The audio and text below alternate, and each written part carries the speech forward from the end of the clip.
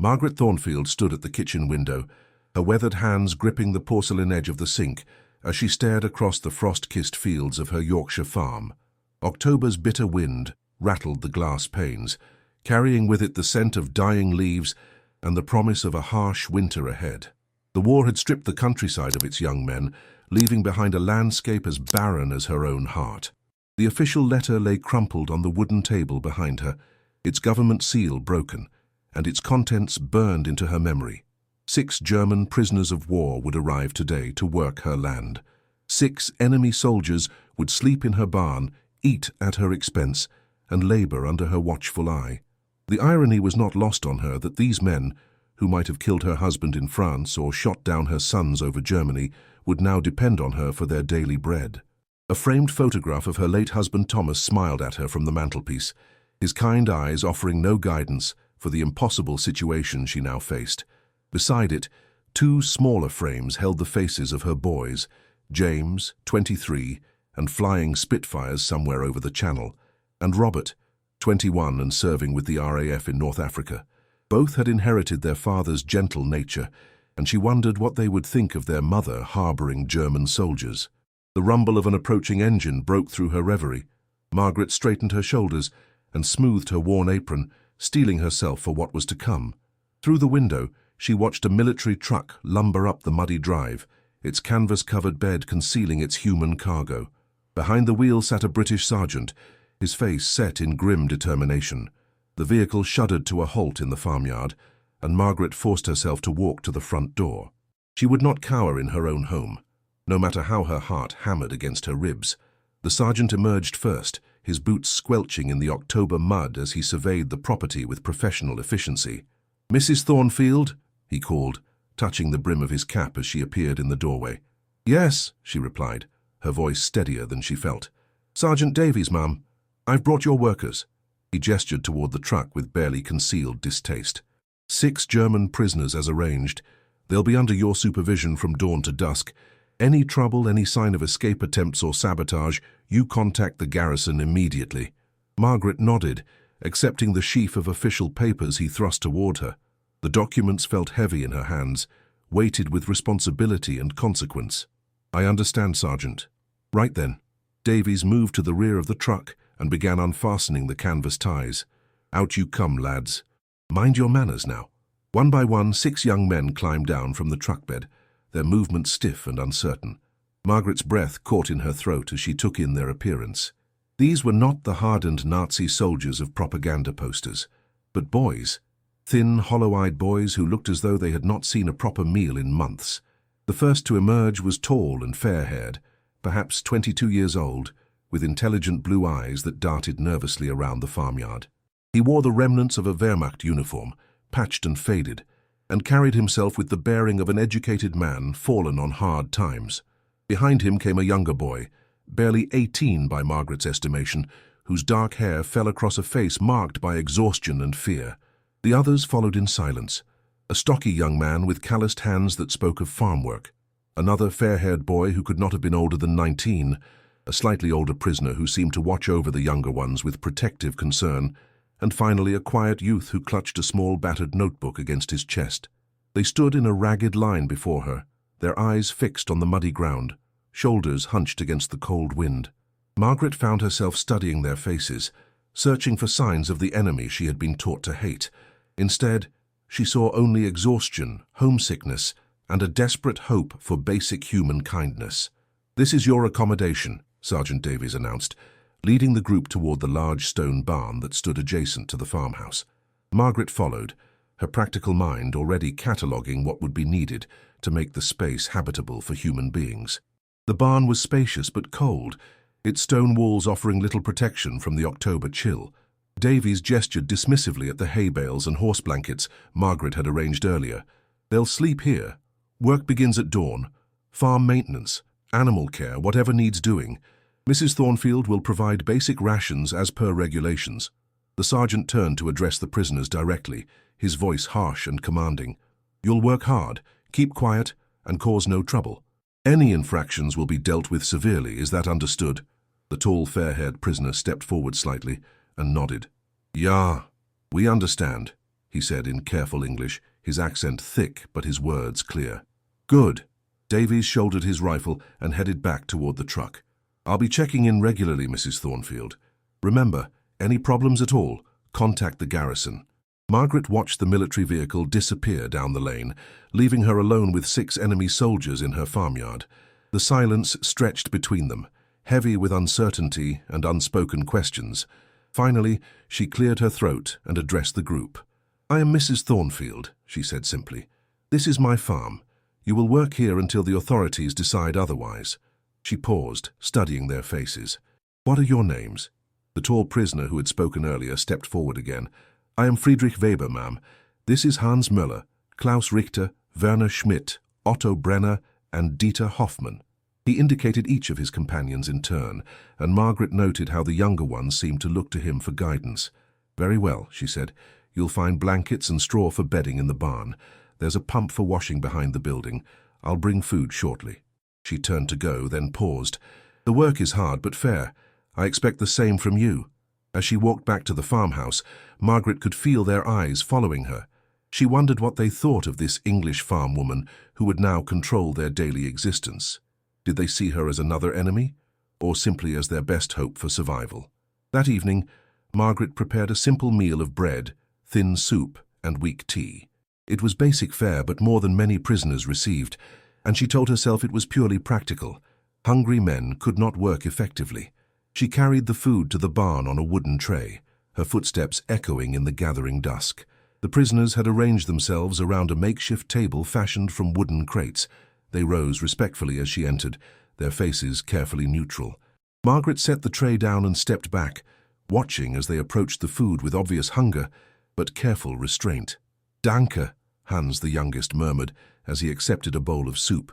His blue eyes met hers for just a moment, and Margaret saw in them a vulnerability that reminded her painfully of her own sons. She nodded curtly and left them to their meal, but as she walked back to the empty farmhouse, she could not shake the image of that young face. How old had he been when the war began? 15? 16? What circumstances had led him to this Yorkshire farm, so far from whatever home he had known? The first week passed in a routine of careful distance and mutual wariness. The prisoners worked diligently, tending to the animals, repairing fences damaged by autumn storms, and preparing the fields for winter. Margaret observed them from her kitchen window, noting how they moved with the efficiency of men accustomed to hard labor, yet also with the careful deliberation of those who knew their every action was being watched and judged. Friedrich emerged as their natural leader, translating Margaret's instructions for those whose English was limited, and organizing their work with quiet authority. Klaus, she learned, had grown up on a farm in Bavaria and brought valuable agricultural knowledge to their tasks. Otto, the oldest at 23, watched over the younger prisoners with an almost paternal concern that touched something deep in Margaret's maternal heart. It was Werner who finally broke through her carefully maintained emotional barriers. On a particularly cold morning, as she carried feed to the chickens, she heard the sound of quiet sobbing coming from the barn. Peering around the corner, she saw the 18-year-old boy sitting alone on a hay bale, his shoulders shaking with suppressed grief. Margaret stood frozen, torn between her duty to maintain distance and her instinct to comfort a child in distress. The boy looked so young, so utterly lost that her resolve crumbled. She approached slowly, not wanting to startle him. "Werner?" she said softly. He looked up, his face flushed with embarrassment at being caught in his vulnerability. "Entschuldigung," he whispered, wiping his eyes with the back of his hand. Margaret did not understand the German word, but she recognized the universal language of shame and sorrow. Without thinking, she reached into her apron pocket and withdrew a clean handkerchief, offering it to the boy. Werner stared at the simple gesture as though she had offered him gold. His hand trembled as he accepted the cloth, and fresh tears spilled down his cheeks. "Meine Mutter," he whispered. "I miss my mother." The words, half in German and half in English, pierced Margaret's heart like a blade.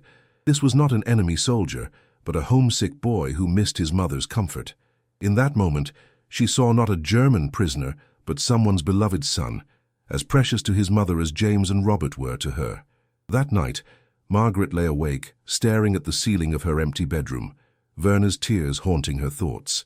She thought of her own boys, somewhere in the vast machinery of war, and wondered if they too cried for home in quiet moments.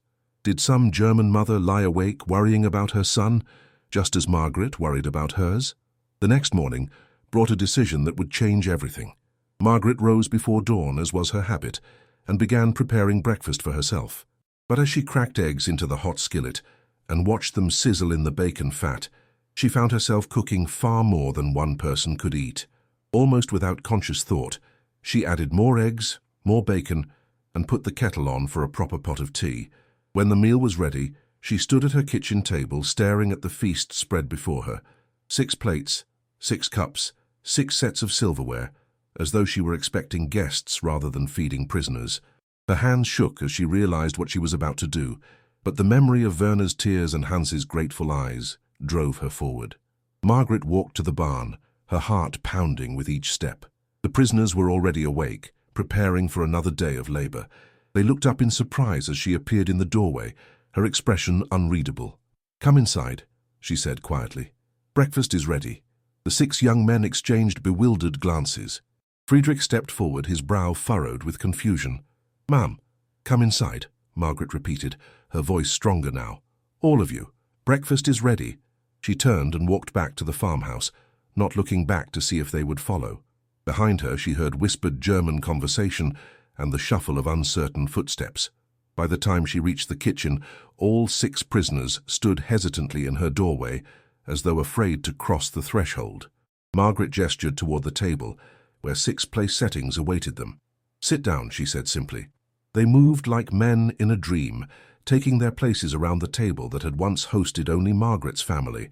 She served them as she had once served her husband and sons: golden fried eggs with perfectly runny yolks, crispy bacon, thick slices of toasted bread spread with butter and homemade strawberry jam, and steaming cups of Earl Grey tea. Hans was the first to break. As Margaret placed a plate before him, the aroma of the hot food and the simple kindness of being served at a proper table, with real china and silverware, overwhelmed his carefully maintained composure. Tears began to stream down his young face as he stared at the golden eggs, and his shoulders shook with silent sobs.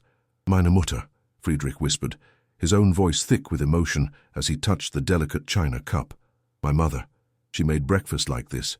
One by one, the others succumbed to the overwhelming emotion of being treated not as prisoners or enemies, but as human beings worthy of care and comfort. Klaus covered his face with his hands, his broad shoulders heaving. Werner openly wept, no longer ashamed of his tears. Otto bit his lip, fighting to maintain control, while Dieter clutched his small notebook and stared at his plate through blurred vision. Margaret felt her own eyes fill as she watched these young men, boys really, break down at her kitchen table. She had intended only to offer them a decent meal, but she had given them something far more precious: their humanity restored, their dignity acknowledged, their worth as human beings recognized. "Eat," she said gently, her voice thick with unshed tears. "Please eat while it's hot." They ate slowly, savoring each bite as though it were their last meal on earth.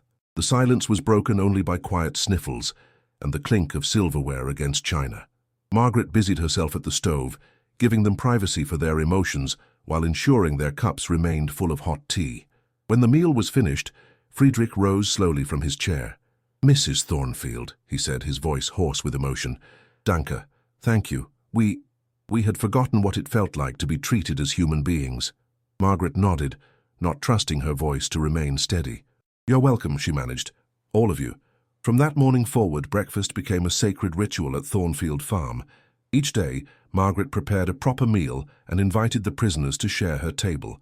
As the days passed, the barriers between them began to crumble, replaced by tentative conversation and growing understanding. She learned that Hans was indeed 19, the son of a baker in Munich who had been conscripted on his 18th birthday. Friedrich had been studying literature at university when the war began, and he carried with him a battered copy of Goethe's poetry. Klaus spoke lovingly of his family's farm in Bavaria, describing the rolling hills and the smell of fresh bread from his mother's kitchen. Werner, she discovered, had been the youngest of 5 brothers, all of whom had been sent to war. He did not know if any of them still lived. Otto had been a teacher before the war, and he spoke gently of the children he had taught, wondering if they were safe. Dieter, the quiet one with the notebook, was an artist who sketched constantly, capturing moments of beauty even in the midst of captivity. As the weeks passed, the transformation in all of them was remarkable. The prisoners worked with renewed energy and purpose, taking pride in the farm's maintenance and the care of its animals. Margaret found herself looking forward to their morning conversations, sharing stories of her own sons and listening to their tales of home. But their growing bond did not go unnoticed by the surrounding community. Mrs. Pemberton from the neighboring farm made pointed comments about fraternizing with the enemy when Margaret encountered her in the village. The local shopkeeper, Mr. Hartwell, served her with cold efficiency and disapproving glances. Whispers followed her through the streets, and she felt the weight of judgment from neighbors who had once been friends. The crisis came on a grey November morning when Sergeant Davies arrived for one of his unannounced inspections.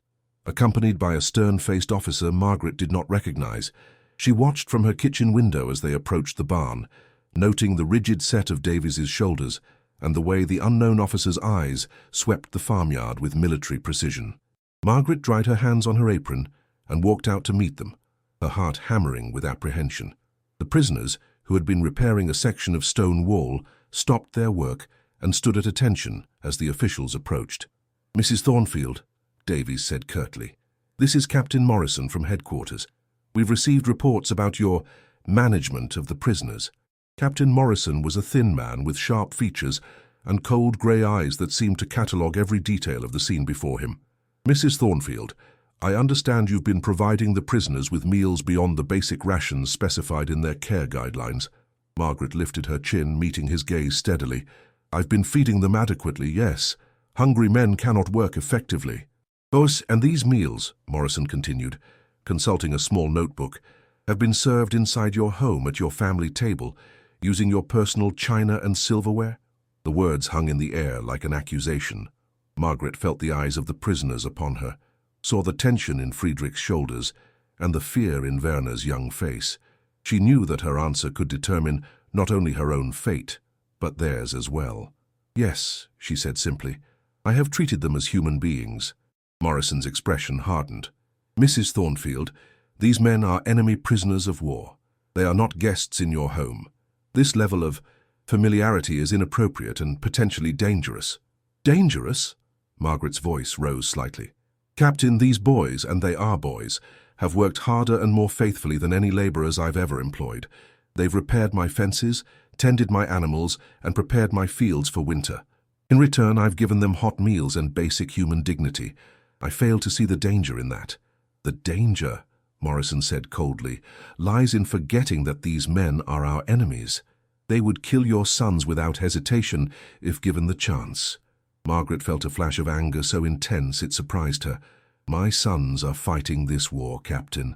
My husband died in it. I have sacrificed more than most for victory, but I will not sacrifice my humanity.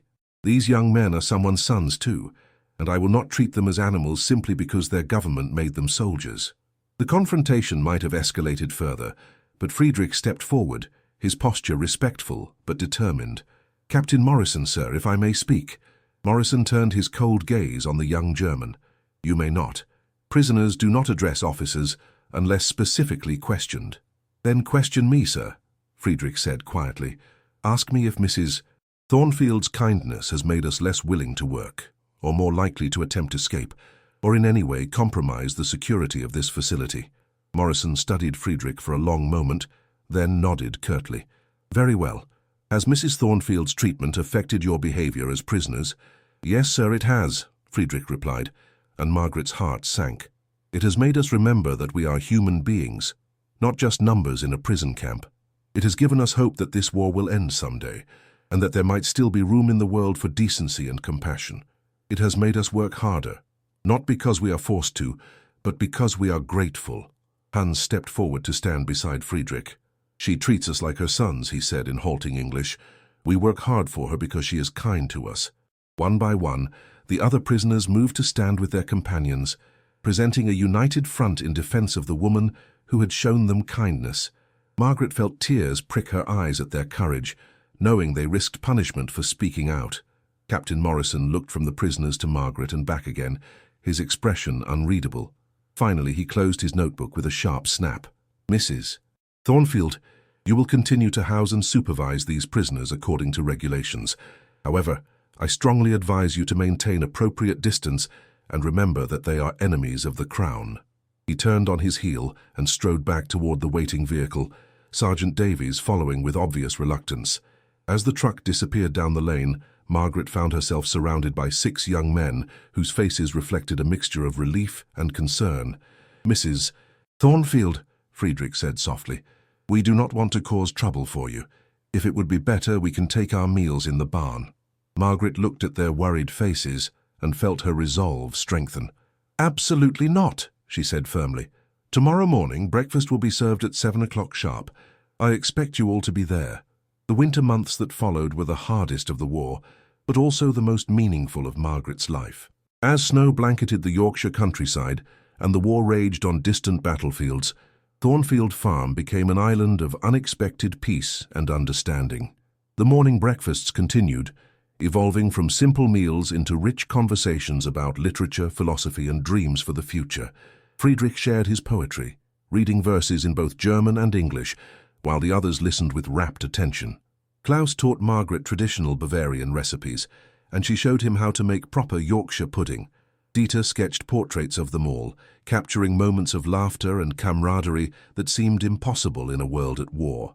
Werner, the youngest, gradually emerged from his shell of homesickness and fear. Margaret found herself treating him with special gentleness, perhaps seeing in him the son she might have had if the war had not claimed so much. She taught him to read English better, using her son's old school books, and watched with maternal pride as his confidence grew. Otto, the former teacher, organized evening discussions about books and ideas, creating a makeshift classroom in the barn where the prisoners could maintain their intellectual lives despite their circumstances. Margaret sometimes joined these sessions, sharing her own thoughts and learning from their perspectives. The community's disapproval continued, but Margaret found unexpected allies. Dr. Henley, the village physician, quietly expressed his support for her approach. "Treating prisoners humanely reflects well on our character as a nation," he told her during one of his visits. "You're doing the right thing, Margaret." Even Reverend Whitmore, initially skeptical of her methods, came to see the wisdom in her approach. "Perhaps," he said thoughtfully after observing one of the prisoners helping an elderly neighbor repair his roof, without being asked, "there is something to be said for leading by example rather than force." As spring approached and news of Allied victories reached the farm, the reality of eventual separation began to weigh on all of them. The prisoners would be repatriated eventually, returned to a Germany that would be very different from the one they had left. Margaret faced the prospect of returning to the solitude that had defined her life before their arrival. The end came suddenly, as endings often do in wartime. On a bright May morning in 1945, just days after news of Germany's surrender reached Yorkshire, Sergeant Davies arrived with orders for the prisoners' immediate transfer to a repatriation centre. Margaret stood in her farmyard, watching as the 6 young men gathered their few possessions and prepared to leave the place that had become their sanctuary. The morning breakfast had been subdued, filled with unspoken farewells and promises to remember. Hans approached her first, his young face serious with emotion. "Mrs. Thornfield," he said, his English now much improved after months of practice, "I will never forget your kindness. When I return to Munich, I will tell my mother about the English lady who treated me like her own son." Friedrich was next, carrying his battered book of poetry. "You have shown us that even in war, humanity can survive," he said quietly. "That is a gift more precious than freedom itself." Klaus pressed a small wooden carving into her hands, a delicate bird he had whittled during the long winter evenings. "For your kindness," he said simply. Werner, no longer the frightened boy who had arrived 8 months earlier, stood tall as he thanked her. "You saved me," he whispered. "Not just my body, but my soul." Otto shook her hand formally, but his eyes were bright with unshed tears. "You have been a teacher to us all," he said. "You have taught us that enemies can become friends when we remember our shared humanity." Finally, Dieter stepped forward and handed her his small notebook. "Please," he said softly, "keep this, so you will remember us." Margaret accepted the gift with trembling hands, knowing it contained sketches of their time together, visual memories of breakfast shared, conversations enjoyed, and friendships forged in the most unlikely circumstances.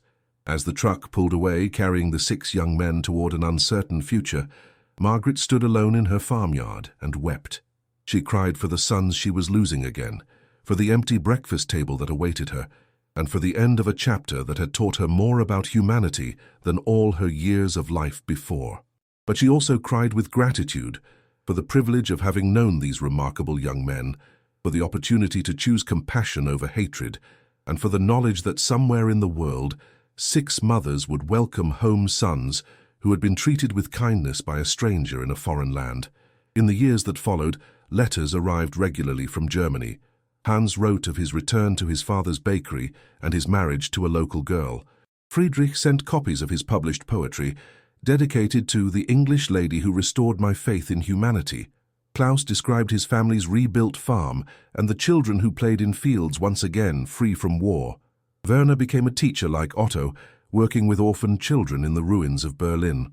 Otto himself established a school dedicated to international understanding and peace. Dieter's artistic career flourished, and his paintings of rural Yorkshire, memories of his time at Thornfield Farm, hung in galleries across Europe. Margaret kept their letters in a special box, along with Dieter's notebook and Klaus's wooden bird. On quiet mornings, she would read them again, remembering the breakfast table that had once hosted 6 young enemies who became 6 beloved sons. The war had taken much from Margaret Thornfield, her husband, her peace of mind, her faith in human nature. But it had also given her something unexpected, the knowledge that even in humanity's darkest hour, a simple act of kindness could light a candle that would burn long after the darkness had passed.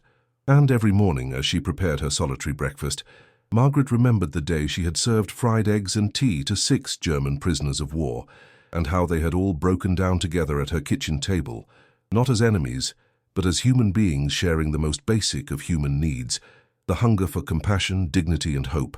If this story of unexpected humanity touched your heart, I'd love to hear your thoughts in the comments below. What would you have done in Margaret's situation? Have you ever experienced a moment where kindness bridged seemingly impossible divides? And if you're not already subscribed, hit that subscribe button for more incredible true stories of courage, compassion, and the extraordinary moments that define our shared humanity.